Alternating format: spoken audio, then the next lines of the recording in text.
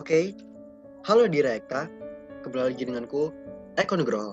Nah, jadi pada kali ini kita akan ngebahas soal LMS, yaitu soal 1 sampai dengan soal 5. Langsung aja kita langsung masuk ke soal yang ke-1. Home Depot bergerak di sektor retail perbaikan rumah di wilayah Amerika. Oke, ini ada neracanya, ada liability dan equity. Yang ditanya adalah berapa debt ratio. Oke, debt ratio dan interest bearing debt ratio Home Depot. Rumus dari debt ratio itu adalah total liability dibagi total aset. Rumus dari interest bearing debt ratio adalah interest bearing debt dibagi total aset. Gitu ya, teman-teman.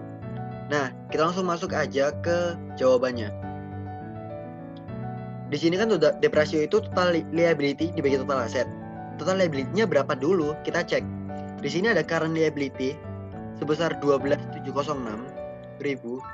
Ini kita masukin 12.706.000, terus sama long term-nya, long term liability-nya 13.904.000. Kita masukin. Nah, maka total dari liability adalah 26.610.000. Rumus dari debt ratio adalah total liability dibagi total aset. Total liability-nya udah dapat. Total asetnya gimana? Kan di sini nggak ada aset nih. Ingat, aset itu sama dengan aset sama dengan liability plus equity. Ya kan, teman-teman? Jadi aset sama dengan liability plus equity.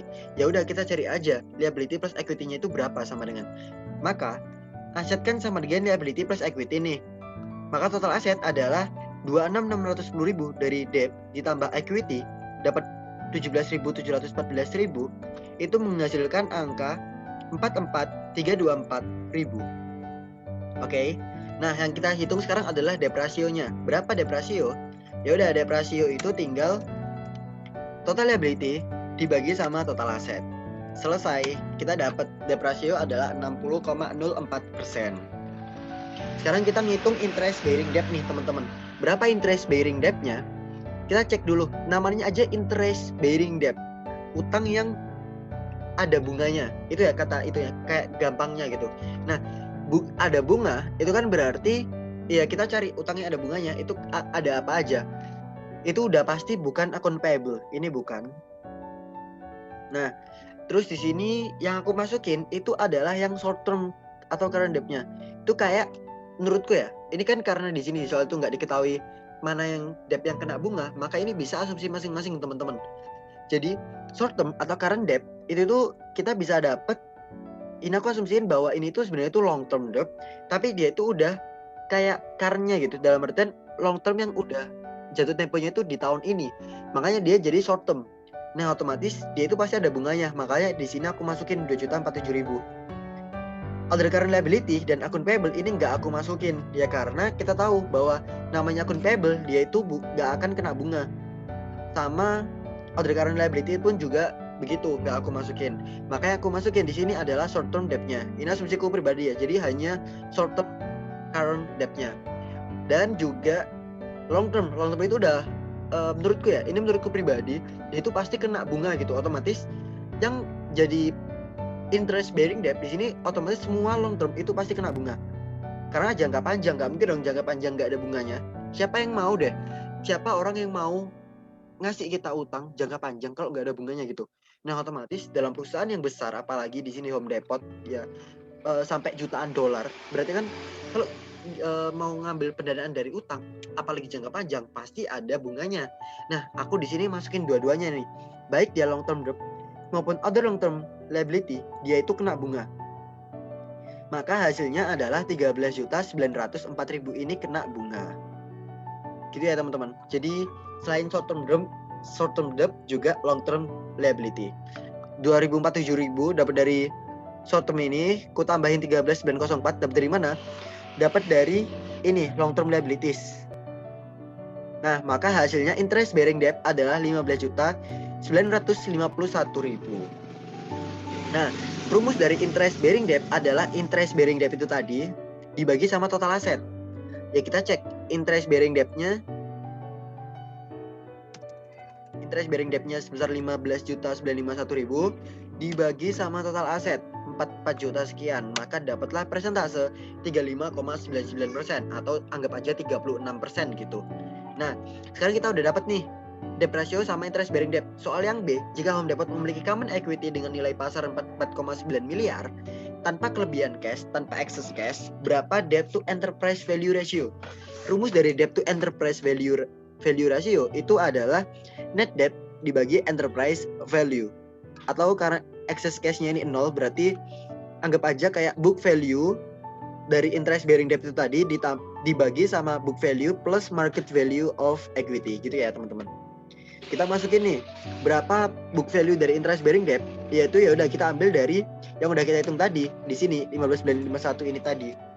Nah, kita tambahkan sama market value of equity yaitu 44,9 miliar tadi ya. Ke jumlah jadilah enterprise value-nya dapat 60.851.000. Maka rumus dari debt to enterprise value itu adalah BV of interest bearing debt dibagi sama enterprise value-nya. Selesai, dapat angka 26,21.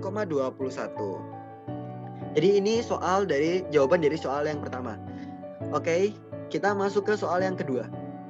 Nah, soal yang kedua ini, income statement dari Home Depot untuk periode 2014 sampai 2016 adalah kayak gini. Ini ada neracanya, SOFB. Income statement. IS-nya ya, teman-teman. Jadi ini adalah income statement-nya dari Home Depot. Jadi dari 2014, 2015, dan 2016. Kita disuruh apa? Kita disuruh ngitung time interest earn-nya. Oke, rumus dari time interest earn itu adalah EBIT, earning before interest tax, dibagi sama interest expense-nya. Nah, kita tahu EBIT di tahun 2014 udah diketahui semua, 2015 juga udah diketahui, 2016 juga udah diketahui. Ya udah gampang, berarti kita tinggal masukin EBIT ke sini dan interest expense. Kenapa kok cuma dua ini? Ya karena kita ngitung TIE rasionya. TIE itu cuma EBIT sama interest expense. Jadi kita cuma butuh dua data doang. Nah, interest expense di sini udah diketahui ya dari soal yang ini, 2016, 2015, 2014. Ya, kita masukin 2014-nya 711.000, 2015-nya 830.000, dan 2016-nya ketemulah 919.000. Nah, kita ngitung nih time interest earn dari tahun ke tahun. Dari tahun 2014, ini angkanya dapat dari mana? 2014 itu dapat dari EBIT di tahun 2014 itu 9166 dibagi sama interest expense-nya 711.000. Ya udah dapat angka 12,89. Begitu juga tahun 2015. EBIT dibagi interest expense. Nah, dapat angka segitu. Dan yang terakhir tahun 2016 EBIT dibagi interest expense times interest earn ratio tahun 2016 sebesar 12,81. Yang B, bagaimana penilaian kalian mengenai kemampuan perusahaan untuk memenuhi kewajiban selama 3 periode tersebut? Nah, karena kita dapat TI rasionya bahkan lebih dari 1, itu bahkan lebih dari 10 deh, 12 loh. Itu berarti Home Depot itu memperoleh pendapatan operasional yang cukup untuk membayar beban bunga, yaitu sebesar 12,89 kali pada tahun 2014, 12,61 pada tahun 2015, dan 12,81 kali pada tahun 2016. Makin tinggi times interest earn ratio, maka perusahaan semakin mampu untuk membayar bunga atau interestnya. Nah, kita tahu ya, maksud dari times interest earn itu buat apa? Itu buat EBIT kita, net operating income kita itu berapa, dan kita itu mampu nggak sih ngebayar pendanaan kita, interest expense. Ternyata kita mampu, bahkan sebanyak 12 kali lipatnya kita mampu. Nah, ini udah bagus, maka sehingga Home Depot itu memiliki net income yang cukup baik dari tahun 2014 sampai 2015. Oke, ini jawaban dari soal LMS yang kedua.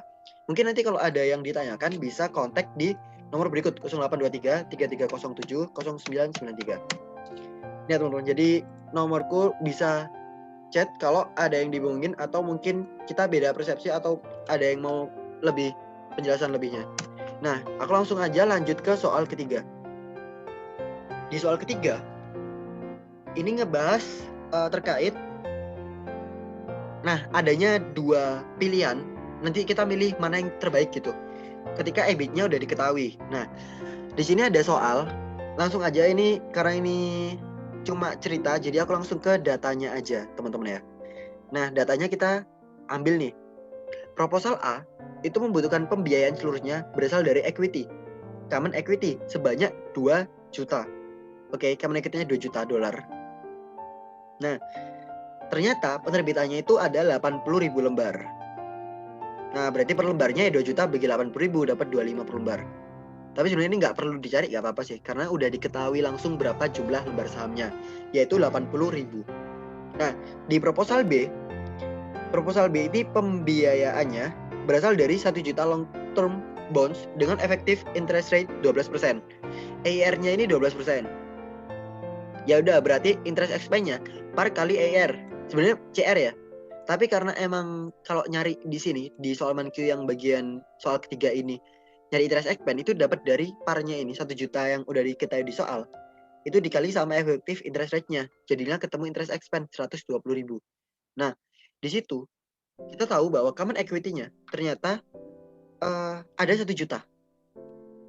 Nah, ternyata itu untuk berapa lembar? Ternyata 40 lembar saham. Nah, 40.000 lembar udah diketahui juga. Berarti sebenarnya 25 ini nggak usah dicari pun nggak apa-apa, karena udah diketahui berapa jumlah lembar sahamnya. Oke, jadi proposal A ada 80.000 lembar, proposal B ada 40.000 lembar. Kita masuk ke soal. Emang soalnya disuruh apa sih? Jadi soal kita di sini itu diketahui ada tax rate 40% ya teman-teman. Nah, soal kita itu kita disuruh menghitung EBIT indifference levelnya terkait kedua proposal pembiayaan tersebut. Jadi kita suruh ngitung loh berapa EBIT indifference level. Jadi saat EBIT-nya segitu itu dipastikan bahwa EPS antara proposal A maupun proposal B itu sama. Nah, kita suruh nyari berapa sih EBIT indifference levelnya dengan rumus apa? Rumus yang ada di buku ManQ. Jadi aku ngambil rumus ini tuh di buku ManQ ya teman-teman. Terkait ini yaitu perbandingan antara EPS for the stock plan dan EPS for the bonds plan. Rumusnya kayak gini, EBIT min interest expense stock plan dikali 1 min tax rate dibagi shares outstanding. Sama dengan EBIT min interest expense bonds plan dikali 1 min tax rate dibagi share outstanding bond plan. Jadi shares harus sama dengan bonds-nya. Nah, kita tahu kan tadi di proposal A dan ada proposal B. Ada proposal A, ada proposal B. Proposal A ini anggap aja ini buat proposal A. Nah, yang ini buat proposal B. Gitu ya teman-teman. Nah, kita masuk ini. Di proposal A itu ada common equity sebesar 2 juta. Jumlah lembar sahamnya adalah 80.000. Nah, yang diminta di sini di rumus adalah EBIT kan kita disuruh nyari EBIT-nya berapa ya? EBIT dikurangi interest expense, karena di sini nggak ada interest expense, ya karena dia cuma common equity berarti 0, dikali sama 1 min tax rate. 1 min tax rate-nya 40%. Oke, jadi EBIT min 0 kali 1 min 40% dibagi share outstanding-nya. Jumlah lembar saham yang beredar itu 80.000. Udah berarti dibagi 80.000. Nah, terus sama dengan proposal B. Proposal B itu EBIT-nya berapa? Karena di sini tuh ini udah ada stok, berarti kita sekarang nyari yang bond-nya. Oke, bonds-nya. EBIT dikurangi bonds. Bonds itu pasti ada interest expense. Dapat dari ini. Kita tahu interest expense-nya 120.000. Yaudah kita masukin di sini. Nah, dikali sama 1 min tax rate. Tax rate-nya 40%. Dibagi shares outstanding bonds plan. Ketemunya 40.000. Dapat dari mana? Dapat dari ini. Udah diketahui berapa lembar saham yang beredar, yaitu 40.000. Sebenarnya itu cara ya udah diketahui sih. Jadi kita bisa mudah gitu. Nah, kita kan disuruh ngitung berapa EBIT indifference level. Ini langsung aja aku perkecil, aku sederhanain. Jadi EBIT kurangi 0 jadi EBIT 100% dikurangi 40 jadi 60. Jadi EBIT kali 60% dibagi 80.000. Ini cuma sederhananya. Terus di sini EBIT min 120.000 dikali 60% dapat dari mana? Dapat dari 100 min 40. Gitu ya teman-teman. Jadi 60% dibagi total lembar sahamnya. Nah, gimana cara aku bisa dapat EBIT indifference level 240.000 ini? Jadi aku tadi itu pakai cara manual teman-teman. Karena aku gak tahu, karena kalau kalian yang pro dalam kali silang itu sabi pakai kali silang, tapi karena ini ada ribet di bagian ininya, jadi aku langsung pakai asumsi. Jadi aku masukin angka yang akan menghasilkan nilai sama gitu. Jadi contoh gini.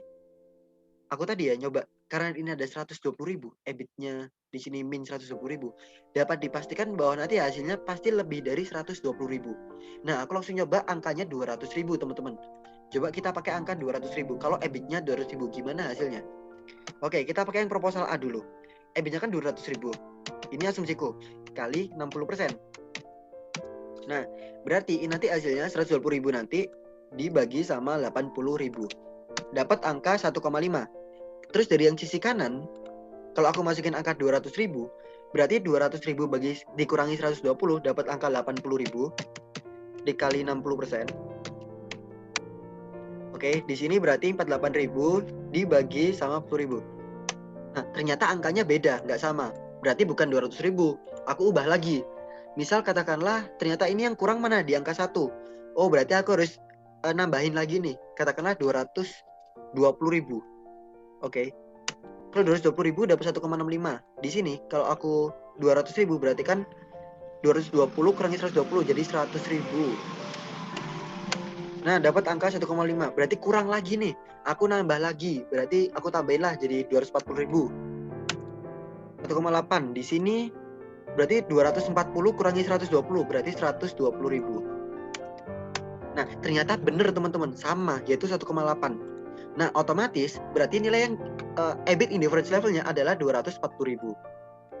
Nah, di sini aku tadi nemu cara cepet, dan ini cepet banget. Gimana cara kalian dapat EBIT indifference level? Gimana caranya? Yaitu ini asumsiku ya. Jadi kalau kalian ngebantah ternyata pakai angka ini beda hasilnya, aku nggak tahu karena aku pakai angka berapapun itu hasilnya gini caranya. Yaitu interest expense 120.000 ini tinggal kita kali 2. Gitu, selesai 240.000. Coba ya, aku pakai angka yang lain. Katakanlah parnya di sini bukan 1 juta deh. Aku anggap aja 500.000. Nah, dengan interest EIR-nya jangan 12 deh, aku buat 8%. Ini kayak acak banget ya. Nah, interest expense-nya 40.000. Oke. Dengan interest ini cuma buat contoh kalian memastikan bahwa emang caraku ini bener gitu. Jadi kalau interest expense-nya 40.000, berarti kalau dikali 2 berapa? 80.000 kan? Ya enggak? Otomatis nanti EBIT indifference levelnya 80.000. Kita cek bener nggak kalau kita pakai 80.000 itu sesuai. Oke. Di sini rumusnya berarti kan EBIT min 0 kali 1 min 40.000% kali ini sesuai. Di sini berarti EBIT min 120.000-nya diganti dengan interest expense. Interest expense-nya 40.000. Nah, dapatnya kayak gini. EBIT min 40.000 kali 1 min 40% dibagi 40.000. Yang beda cuma interest expense-nya. Oke. Nah, ya udah. Berarti di sini sama kayak gini. Di sini yang beda di sini yaitu 40.000. Nah, ini aku coba caraku ya. Meski ini aku buat nilaiku sendiri. Berarti di sini kan kalau aku di sini nilainya harusnya 80.000 ya. Aku masukin nih 80.000. Berarti di sini aku tulis 80.000. Nah, di sini harusnya 80.000 juga. Berarti 80.000 dikurangi 40.000 kan 40.000 ya, teman-teman.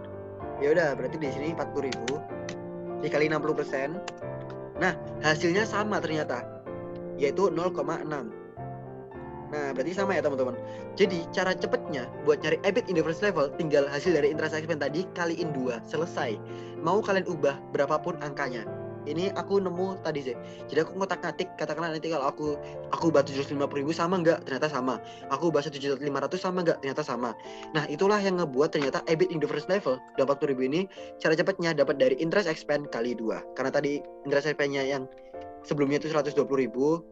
Ya udah, berarti kali 2 dapat 240.000. Gitu buat nyari EBIT indifference level. Nah, sekarang kita masuk ke soal yang B. Yang B disuruh apa nih? Yang B disuruh nyiapin pro forma income statement untuk level EBIT yang dihasilkan dari kalkulasi. Jadi kan kita udah dapat EBIT-nya yaitu 240.000. Berarti saat EBIT 240.000, di sini ada ini ya. Nah, ada interest expense 120.000. Jadi earning before tax-nya dapat 240.000 dan proposal B 120.000. Tax rate-nya 40%, berarti 240.000 kurangi 96. 96 dapat dari mana? Dapat dari 240.000 kali 40%. Dapat 96. Jadi 240 kurangi 96 dapat 144. Di sini 72. Di sini ada common share, proposal A 80.000, proposal B 40.000. Ya udah, kita masukin aja 80.000 dan 40.000. Maka hasilnya adalah EPS dapat dari 144.000 dibagi 80.000. 1,8. Hasilnya sama, teman-teman.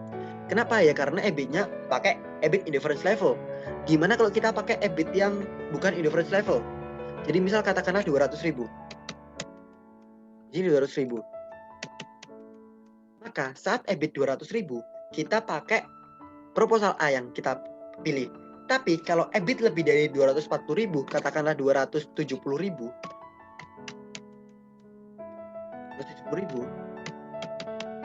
proposal yang kita pilih,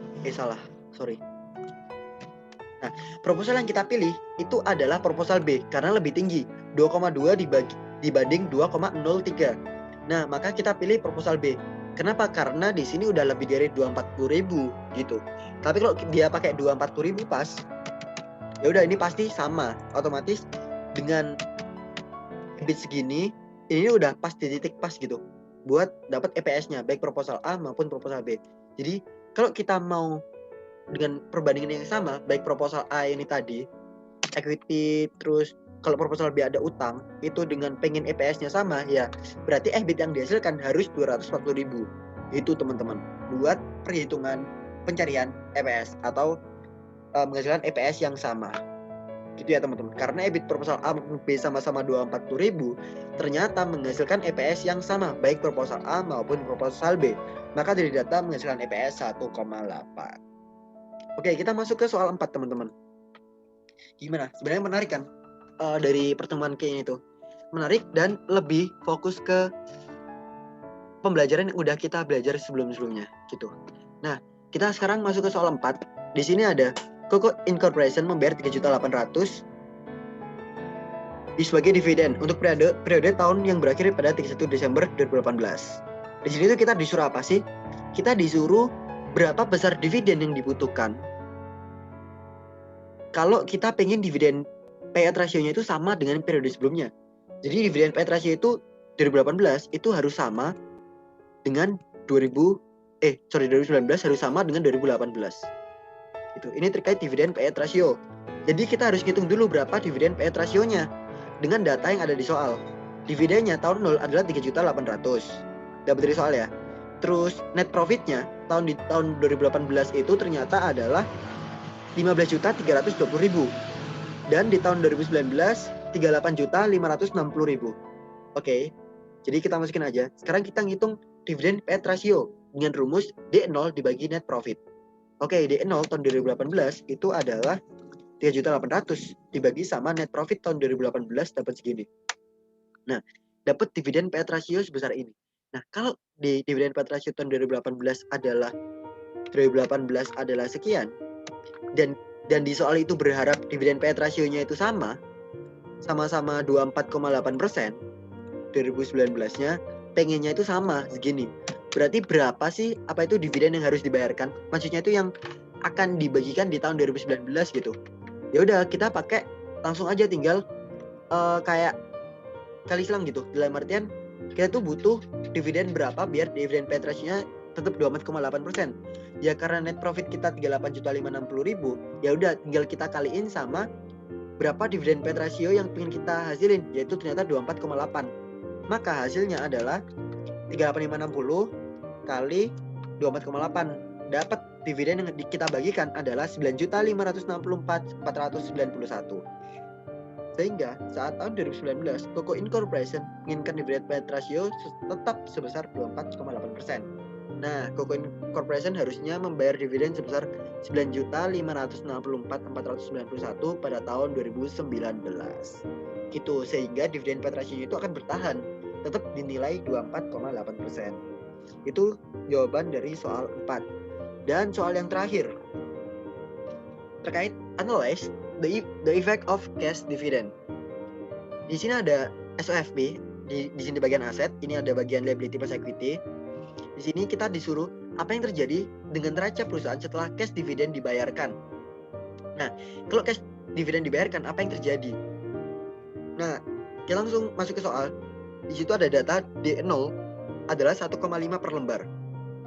Jumlah lembarnya ada 5.000. Ya udah, berarti D0 yang dibagikan pada tahun tersebut tinggal kita kali dividennya $1,5 dikali lembar yang beredar outstandingnya 5.000, dapat angka $7.500.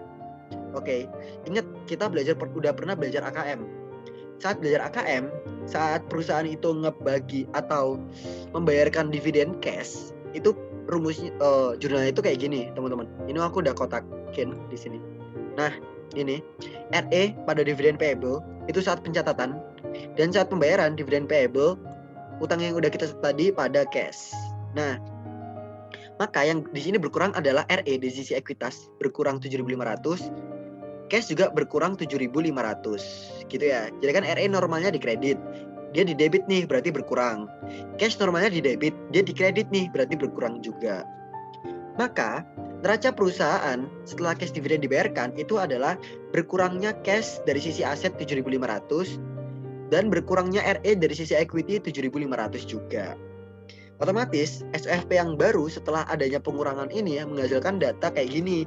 Teman-teman, cashnya awalnya 18.000 dikurangi sama 7.500 dapat angka sekian, maka total asetnya 192.500.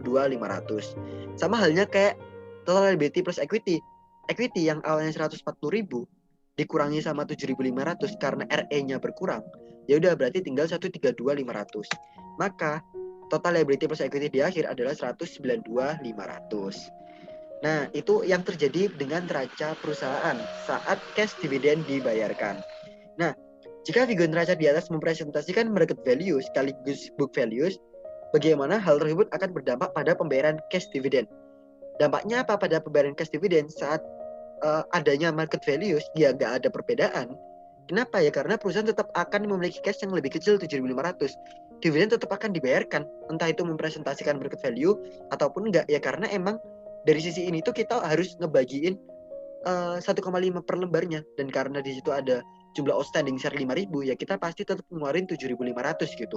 Nah, karena nilai setiap lembar saham akan turun sebesar 1,5 dolar per lembar, maka nilainya itu akan tetap 7.500 tetap berkurang. Entah itu ada market value atau enggak, kita tetap mau nggak mau tetap wajib ngebayarkan dividen di tahun ini karena kita udah ada kontrak, udah ada record dalam pencatatan dalam pembagian dividen sebesar 7.500. Dengan demikian tidak akan ada perbedaan dalam neraca. Oke, mungkin itu yang bisa aku jelasin dari soal LMS. Nanti mungkin atau kurang lebihnya bisa lebih konfirmasi ke aku, bisa di chat WA aku yang udah aku kasih tadi, atau bisa mungkin tanya di komen YouTube ya. Jadi sekian dari aku. Wassalamualaikum warahmatullahi wabarakatuh.